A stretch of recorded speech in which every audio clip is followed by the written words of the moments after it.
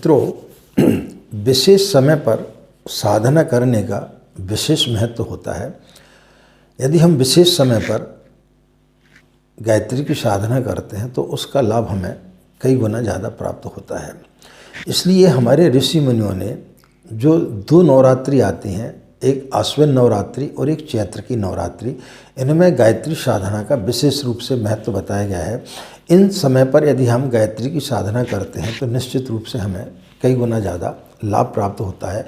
यूँ तो 4 नवरात्रि बताई जाती हैं, 2 आश्विन और चैत्र की नवरात्रि और 2 जो है वो गुप्त नवरात्रि के रूप में मनाई जाती है। गुप्त नवरात्रि में प्रायः लोग जो है तांत्रिक साधनाएं ज़्यादा करते हैं। विशेष रूप से आश्विन और चैत्र की नवरात्रि में यदि आप गायत्री की साधना करते हैं, लघु अनुष्ठान जिसमें किया जा सकता है 9 दिन का 24,000 का अनुष्ठान, तो निश्चित रूप से आपको गायत्री मंत्र कई गुना ज़्यादा फलित होगा। इसी संदर्भ में आज हम आपको बताने के लिए जा रहे हैं कि गायत्री की साधना का विशेष महत्व विशेष समय पर करने से क्या लाभ होता है। राधे राधे, जय श्री कृष्णा, नमस्कार। मैं आचार्य पंडित गिरीश बारोलिया। गायत्री महामंत्र। ओम भूर्भुवः स्वः तत्सवितुर्वरेण्यं भर्गो देवस्य धीमहि धियो यो नः प्रचोदयात्।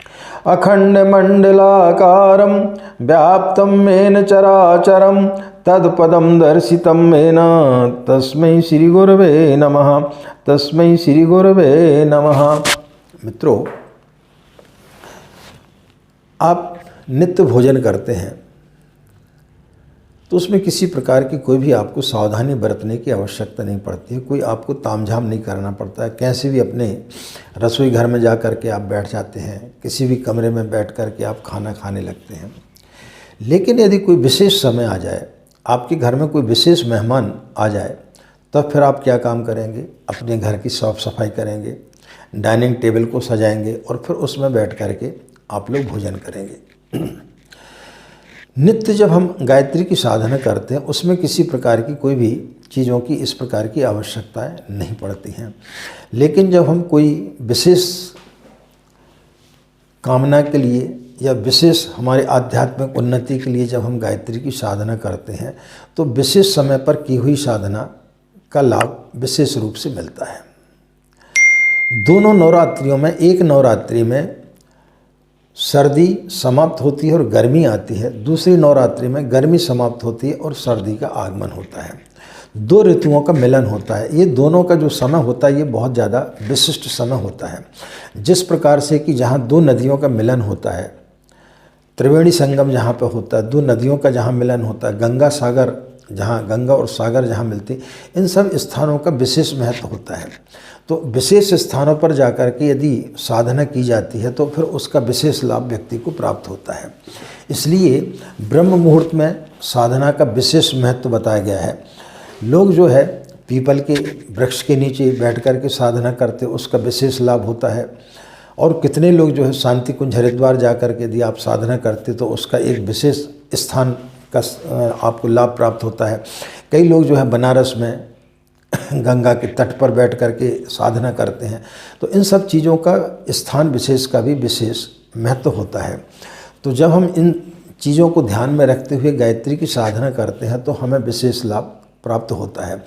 तो विशेष लाभ प्राप्त करने के लिए विशेष चीज़ों की आवश्यकता पड़ती है। इसलिए जब हम गायत्री की साधना करते हैं तो जब हम दैनिक साधना करते हैं, दैनिक जब हम गायत्री का जाप करते हैं तो उसमें हमारे नित्य की जो भी गलतियां होती हैं, जिन नित्य के हमारे जो भी बुरे कर्म होते हैं वो क्षय हो जाते हैं।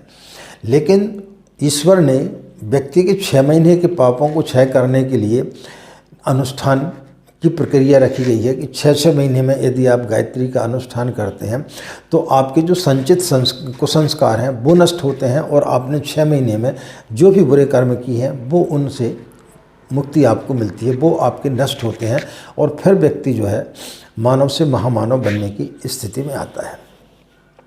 मनुष्य का जो शरीर है बड़ा दुर्लभ है। मनुष्य का शरीर 84 लाख योनियों के पश्चात आपको मिलता है। तो हमारे इस जीवन को हमको ऐसे ही नहीं गंवा देना चाहिए। इसको यदि हम साधना में, उपासना में, ईश्वर के पास बैठने में यदि लगाएंगे तो निश्चित रूप से हमारा जन्म जो है वो सार्थक होगा, अन्यथा फिर आपको जन्म लेना पड़ेगा और यह क्रिया आपकी चलती रहेगी।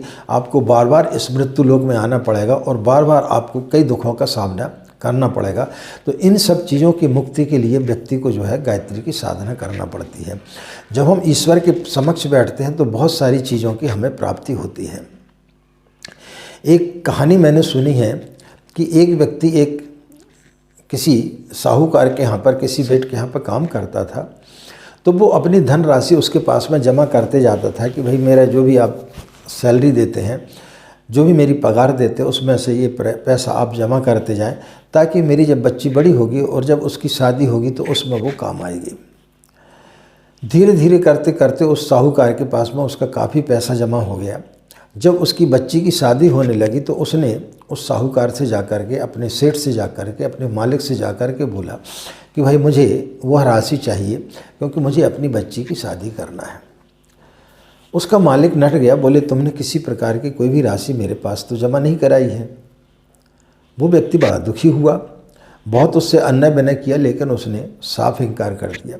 उसने आकर के अपनी पत्नी को सारा वृतांत कहा। उसकी पत्नी ने बोला कि आप एक काम करें, हमारे देश के जो राजा हैं वो बड़े दयालु हैं, आप राजा के पास जाकर के बोलें, वो शायद इस चीज़ की कोई हल निकाल सके।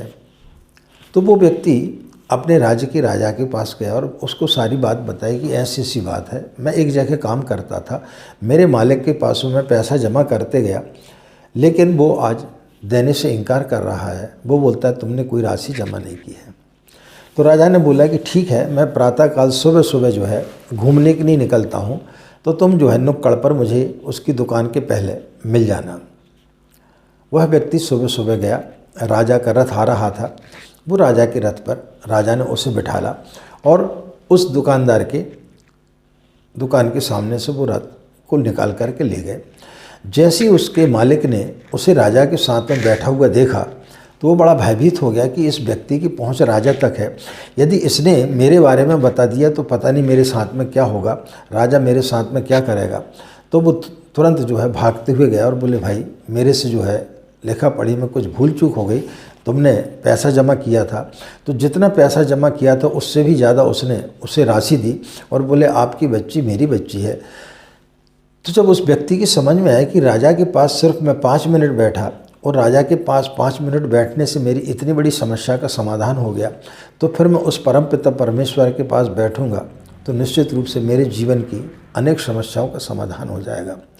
तो व्यक्ति को जो जीवन मिलता है बड़े मुश्किल से मिलता है। इस जीवन का यदि हम सदुपयोग करते हैं और उस जीवन का सदुपयोग करते हुए यदि हम ईश्वर के पास बैठते, उस परम सत्ता के पास बैठते हैं, तो फिर निश्चित रूप से हमें कई गुना लाभ प्राप्त होता है। अर्जुन और दुर्योधन के बीच में भगवान ने शर्त रखी कि आप किसे चाहते हैं। एक तरफ मेरी अक्षणी सेना है, दूसरी तरफ मैं निहत्ता हूँ। तो दुर्योधन ने जो है भगवान की सेना मांग ली और अर्जुन ने जो है कृष्ण को मांग लिया। तो कृष्ण जो है वो सारथी के रूप में थे और जो उनकी जो सेना थी वो दुर्योधन के पास में थी। ये हमारे अंदर की सारी चीज़ें हैं। जो भगवान की जो सेना है वो हमारे अंदर के बैठी हुई बुराइयां हैं और भगवान सारथी के रूप में हर व्यक्ति के अंदर बैठा हुआ है, जिस प्रकार से कि वो अर्जुन के पास बैठे हुए थे। तो जिस दिन हम उस सेना से लड़ने के लिए उस ईश्वर के निकट बैठ जाएंगे तो वो सारी की सारी जो है हमारी प्रवृत्तियाँ हैं, जो हमारी बुराइयाँ हैं, वो अपने आप नष्ट होते हुए चली जाएंगी। तो दुर्योधन ने जो सेना ली थी वो नष्ट हो गई और अर्जुन ने भगवान को मांगा तो भगवान निहत्ते थे, इसके पश्चात भी वो विजयी हुआ। तो जब हम अपने अंतरतल में उस गायत्री माता को अपने सारथी के रूप में बिठालते हैं तो वो सारी चीज़ों को, सारी बुराइयों को, वो सारी सेना को वो नष्ट कर देती है। तो हमारे अंदर की बुराइयों को नष्ट करके हमारे व्यक्तित्व को ऊंचे उठाने का नाम ही अनुष्ठान है। और जब हम अनुष्ठान करते हैं तो हमें माँ गायत्री का विशेष रूप से संरक्षण प्राप्त होता है और विशेष समय पर की हुई साधना का एक विशेष महत्व होता है। इसलिए नवरात्रि में यदि आप गायत्री की साधना करते हैं तो निश्चित रूप से आपको कई गुना ज़्यादा लाभ प्राप्त होता है। यह समय प्रकृति का है, 2 ऋतुओं का मिलन होता है। तो ऐसे समय पर यदि आप गायत्री की साधना करते हैं तो निश्चित रूप से आपको गायत्री की साधना बहुत ज़्यादा फलित होगी। तो आपको यदि लघु अनुष्ठान करना है तो 2 नवरात्रियों का आपको चयन करना चाहिए, या फिर आप 1.25 लाख का अनुष्ठान करना चाहते हैं या किसी भी आप लघु अनुष्ठान करना चाहते हैं तो किसी भी माह की शुक्ल पक्ष की पंचमी, एकादशी या पूर्णिमा से आपको जो है अनुष्ठान प्रारंभ करना चाहिए। तो फिर निश्चित रूप से आपकी साधना सफल होगी और आपकी साधना में आपको कई गुना ज़्यादा लाभ होगा। बाकी और भी चीज़ों के बारे में हमने कई बातें बताई हैं, तो उन चीज़ों का यदि आप अपने साधना काल में ध्यान रखेंगे, उपासना, साधना, आराधना, आहार विहार, आचरण, ऐसी बहुत सारी जानकारी हमने अपने अलग अलग वीडियो के माध्यम से दी है। उनको यदि आप सुनेंगे तो निश्चित रूप से फिर आपकी साधना सफल होगी। तो मित्रों, आशा है आपकी जानकारी अच्छी लगी होगी कि विशेष समय पर यदि हम गायत्री की साधना करते हैं तो उससे हमें कितना लाभ प्राप्त होता है। आशा है आप इन सब चीज़ों का विशेष समय का आप जरूर लाभ उठाएंगे। इन्हीं कामनाओं के साथ में कि आपका दिन मंगलमय हो, आप लोग खुश रहें, मस्त रहें। माँ गायत्री की असीम कृपा इसी प्रकार आप लोगों पर बनी रहे। आज की बात समाप्त। हमें आज्ञा दें। नमस्कार। ओम शांति।